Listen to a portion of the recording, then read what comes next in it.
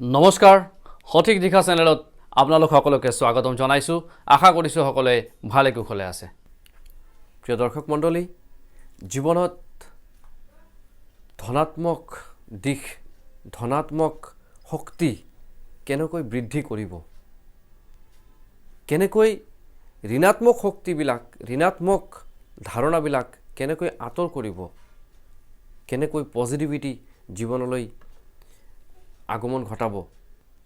জীৱনত পজিটিভিটি বৃদ্ধি কৰাৰ কিছুমান উপায় আৰু এই পজিটিভিটি বৃদ্ধি কৰি জীৱনক কেনেদৰে আগুৱাই লৈ যাব পাৰি সেই বিষয়ে মই এই ভিডিঅ'টিত ক'বলৈ লৈছো আশা কৰিছো প্ৰিয় দৰ্শক মণ্ডলী ভিডিঅ'টি শেষলৈকে চাব আৰু ইয়াৰ পৰা কিছু হলেও জ্ঞান উপদেশ অৰ্জন কৰি নিজৰ জীৱনত আপোনালোকে উপকৃত হ'ব প্ৰিয় দৰ্শক মণ্ডলী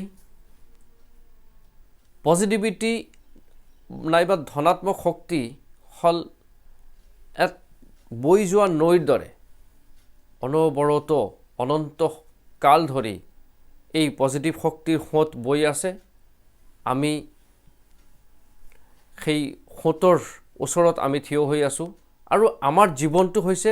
এটা পাত্ৰৰ দৰে এই পাত্ৰটোত আমি কিমানখিনি পজিটিভিটিত আমি ধনাত্মক শক্তি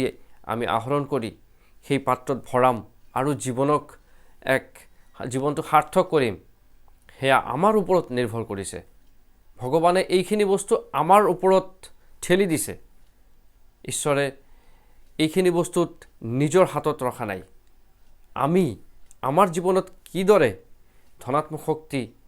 আমাৰ পাত্ৰত কিমানখিনি ভৰাম কিমানখিনি ঋণাত্মক শক্তি আমি বাহিৰত উলিয়াই দিম হেয়া সম্পূৰ্ণৰূপে আমাৰ ওপৰত নিৰ্ভৰ কৰে প্ৰিয় দৰ্শক মণ্ডলী ধনাত্মক শক্তি আনাৰ আগতে আমি কি কৰিব লাগিব প্ৰথমে পাত্ৰটিক পৰিষ্কাৰ কৰি ল'ব লাগিব পাত্ৰটিৰ ভিতৰত যদি কোনো ধৰণৰ নেগেটিভিটি আছে সেই নেগেটিভ শক্তিখিনি টক্সিনখিনি সেই টক্সিনখিনি বাহিৰ কৰি দিব লাগিব উলিয়াই দিব লাগিব পাত্ৰৰ পৰা পাত্ৰটো আগত খালি কৰি ল'ব লাগিব তাৰ পিছতে আমি যিমান পাৰি অনন্ত শক্তি আমি আহৰণ কৰিম আমাৰ জীৱনলৈ আমি আবাহন কৰি লৈ আনিম প্ৰিয় দৰ্শক মণ্ডলী তাৰ বাবে কি কৰিব লাগিব প্ৰথমে নিজৰ গৃহ জীৱন মন বুদ্ধি এই সকলো স্থানত আত্মা সকলো স্থানৰ পৰা নেগেটিভিটি আঁতৰ কৰি দিব লাগিব তাৰ কাৰণে গৃহক আপোনালোকে ঝাৰু লগাই আপোনালোকে চাফ চিকুণ কৰিব পাৰিব লগতে শাৰীৰিক যদি কিবা অসুবিধা আছে সেয়া প্ৰাণায়াম যোগ ইত্যাদিৰ দ্বাৰা মেডিটেশ্যনৰ দ্বাৰা আপোনালোকে আঁতৰ কৰিব পাৰিব কিন্তু প্ৰিয় দৰ্শক মণ্ডলী আমাৰ জীৱনত আমাৰ শৰীৰত আপোনালোকে জানি আশ্চৰ্য হ'ব আচৰিত হ'ব যে আমাৰ জীৱনত আমাৰ দেহত আমাৰ শৰীৰত যিখিনি টক্সিন থাকে 100% যদি টক্সিন জমা হৈ থাকে তাৰে ভিতৰত অন্তত 3% আমাৰ মল ত্যাগৰ দ্বাৰা মাত্ৰ 3% টক্সিন ওলাই যায় আমাৰ মূত্ৰৰ দ্বাৰা মূত্ৰ ত্যাগৰ দ্বাৰা 7% ওলাই যায় আৰু আমি যোগ ব্যায়াম আদি কৰাৰ পিছত যেটো ঘাম ওলায় সেই ঘামৰ জৰিয়তে মাত্ৰ 20% 20% 20% টক্সিন উলিয়াই যায় এই যে মুঠ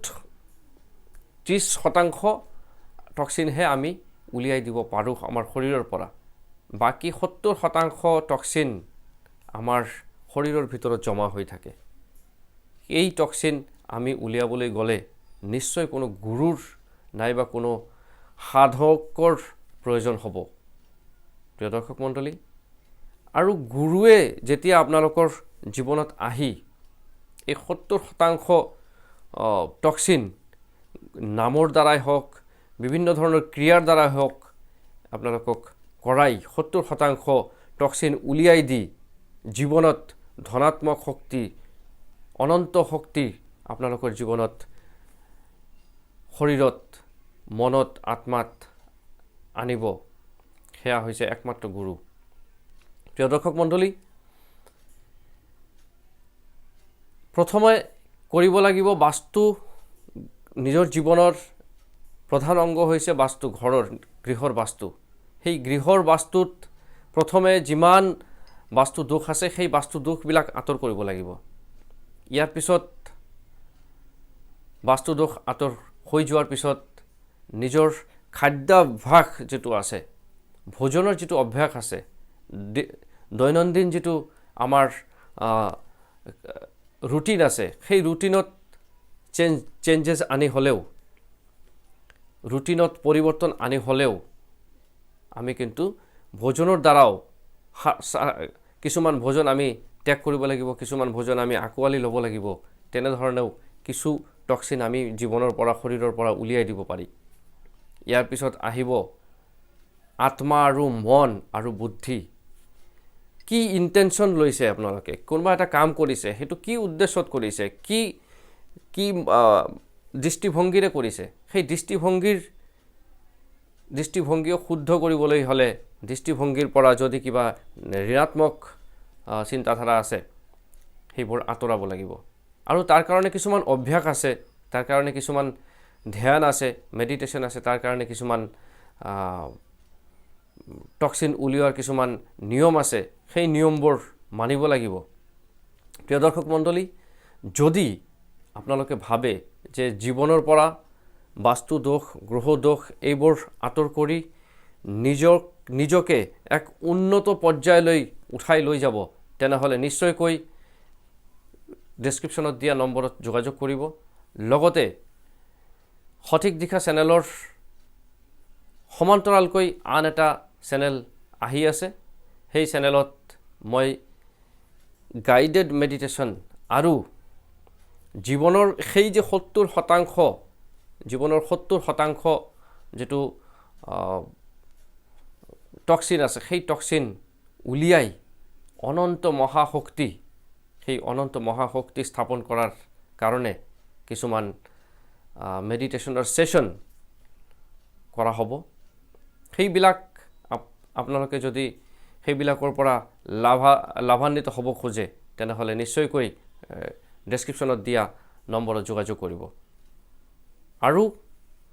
গাইডেড মেডিটেশন অনন্ত যোগ মেডিটেশন সেন্টাৰ এনেকুৱা এটা নামত সেন্টাৰ খোলা হৈছে ইতিমধ্যে আৰু এই অনন্ত যোগ মেডিটেশন সেন্টাৰ আৰু হিলিং সেন্টাৰ এই সেন্টাৰৰ দ্বাৰা উপকৃত হোৱা সকলে কেনেদৰে কি উপকৃত হলে সেইবিলাক তথ্যপাতি তেওঁলোকে নিজেই ধৰিব আৰু সেই সমান্তৰাল যেটো চেনেল আছে সেই চেনেলত আপোনালোকে নিশ্চয়কৈ দেখা পাব প্ৰিয় দৰ্শক মণ্ডলী ধনাত্মক শক্তি আমাৰ ইন্টেনশনৰ দ্বাৰা আমি প্ৰথমে ধনাত্মক শক্তি হয় আমি আমাৰ নিজৰ জীৱনটো যি পৰ্যায়ত আছে সেই পৰ্যায়ৰ পৰা আমি প্ৰত্যেক দিনাই আমি উন্নত হৈ উঠিব পাৰিম সেই ইন্টেনশনটো প্ৰথমে আনিব লাগিব যে মই নিজকে পৰিৱৰ্তন কৰিম এইটো এটা ইন্টেনশন আনিব লাগিব দৃষ্টিভংগীটো পৰিৱৰ্তন কৰিব লাগিব হয় ইমান দিন ক'ত আছিলো কেনেকৈ আছিলো এতিয়াৰ পৰা এইটো মুহূৰ্তৰ পৰা মই নিজকে পৰিৱৰ্তন কৰিম সেই চিন্তাধাৰা সেই যে সংকল্প যেতিয়া আপোনালোকে ল'ব জীৱনত তেতিয়াই কি হ'ব আপোনাৰ জীৱন পৰিৱৰ্তন হোৱা আৰম্ভ হ'ব আৰু ধনাত্মক শক্তি আপোনালোকৰ জীৱনলৈ আহিব নিশ্চয়কৈ ঋণাত্মক শক্তিবোৰক তৎক্ষণাত বাদ দি ঋণাত্মক যিবিলাক চিন্তা চৰ্চা আছে যিবিলাক ঋণাত্মক কথা আছে ঋণাত্মক চিন্তা আছে দৃষ্টিভংগী আছে সেইবিলাক তৎক্ষণাত বাদ দিব লাগিব তৎক্ষণাত সেইবোৰৰ পৰা আঁতৰি আহি ধনাত্মক শক্তিক আহ্বান কৰিব লাগিব আৰু জীৱনলৈ আহৰণ কৰি নিজৰ জীৱনক সাৰ্থক কৰি জীৱনটোক এক উন্নত পৰ্যায়লৈ লৈ যাব লাগিব প্ৰিয় দৰ্শক মণ্ডলী পৰম কৰুণাময় ঈশ্বৰে আপোনালোকক সুখ শান্তি সমৃদ্ধি আৰু সুস্থতা প্ৰদান কৰক এই আশা ৰাখিছোঁ আৰু বিদায় লৈছোঁ ধন্যবাদ প্ৰিয় দৰ্শক মণ্ডলী যদি এতিয়ালৈকে আপোনালোকে মোৰ চেনেলটি ছাবস্ক্ৰাইব কৰা নাই তেতিয়াহ'লে অতি সোনকালে চেনেলটি ছাবস্ক্ৰাইব কৰক আৰু বেল আইকন প্ৰেছ কৰি থওক নেক্সট ভিডিঅ'বিলাকৰ নটিফিকেশ্যন পাবৰ কাৰণে আৰু বিষয়টি আপোনালোকৰ বন্ধু বান্ধৱৰ সৈতে প্ৰিয়জনৰ সৈতে শ্বেয়াৰ কৰক যিমান পাৰে শ্বেয়াৰ কৰক